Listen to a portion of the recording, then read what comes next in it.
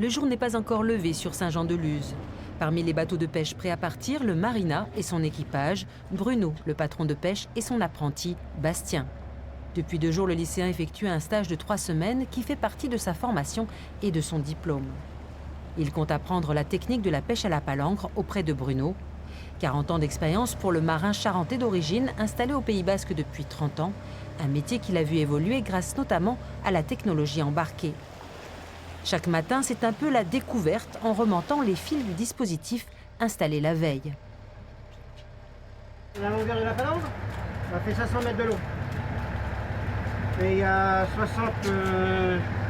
65 hameçons par palangre. Moi je fais la palangre de surface, c'est-à-dire pour le bar, la royale et le sard, tout ce qui est poisson pélagique. C'est des palangres de 500 mètres de long et c'est maintenu par des flotteurs. C'est-à-dire qu'elle travaille presque en surface, quoi, à 5-6 mètres de la surface. Et c'est avec des hameçons puis des crabes. Bon, il y a de moins en moins de jeunes qui veulent faire ça, mais je pense que oui, c'est la pêche vraiment responsable, quoi. Il n'y a aucun impact. Il faut dire qu'ils ne sont que 2 professionnels à pratiquer cette pêche sur Saint-Jean. Bastien représente peut-être la relève. Tout petit,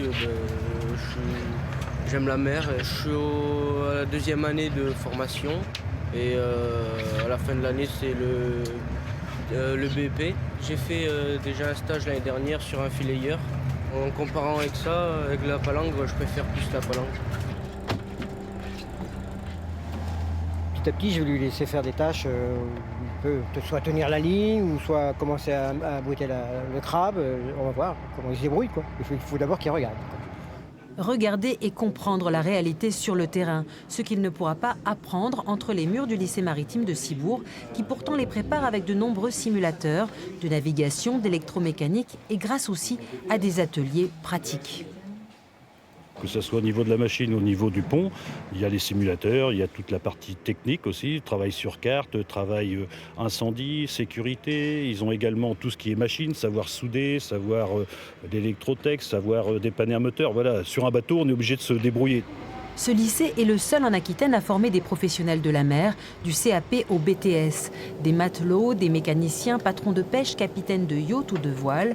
Les métiers de la mer se basent sur des savoir-faire anciens, ainsi l'accent est mis sur le travail de navigation sur carte. Côté machinerie, on joue sur le caractère immersif, même bruit, même clapot et mêmes alarmes. J'ai un central sur lequel je peux agir pour leur créer des problèmes et surtout faire en sorte qu'ils trouvent les solutions.